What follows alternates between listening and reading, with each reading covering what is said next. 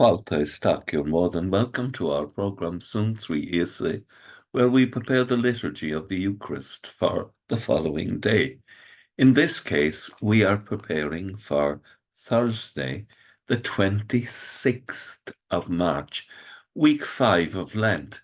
The first reading tomorrow is taken from Genesis chapter 17, 3-9.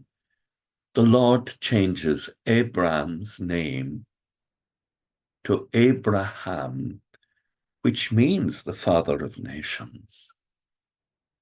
And he assures Abraham that God is going to make him into a father of a multitude of nations.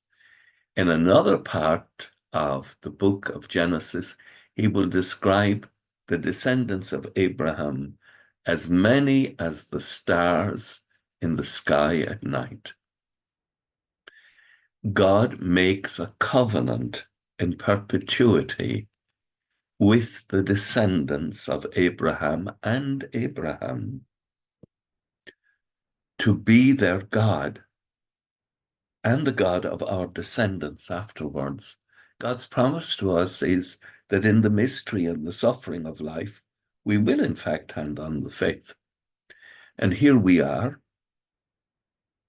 4,000 years after the call of Abraham, in 1850 BC, roughly, around then.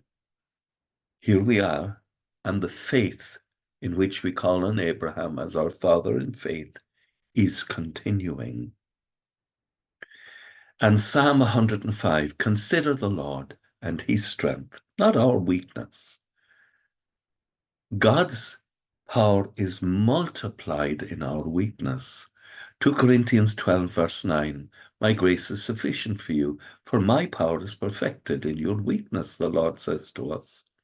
So let us consider the Lord and his strength, and constantly seek his face, and remember the wonders that he has done.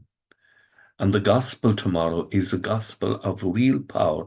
So often you may have heard it said, well, Jesus was a good man and he never ever claimed to be God. Show me in the scriptures where he claimed to be God. Well, this is where one of the places where he claims to be God. And the people understand, and they try to stone him because they believe that he has blasphemed. And if he wasn't God, for him to say this would be blasphemy. He says, I tell you solemnly, before Abraham ever was, I am. He uses the name of God. I am who I am. That name which we are not to pronounce, but treat with the utmost respect. He utters it, and they are appalled. So they pick up the stones to throw at him, but Jesus disappears from their midst. Jesus does claim to be God. And if he was just a good man, he wouldn't have done that. Jesus is the Son of God, the second person of the Blessed Trinity, the fulfillment of the promises made to Abraham, our father in faith. With thoughts like these, let us go to our beds and let us pray that when we wake in the morning, our hearts will indeed be filled with the wonder and the praise of God.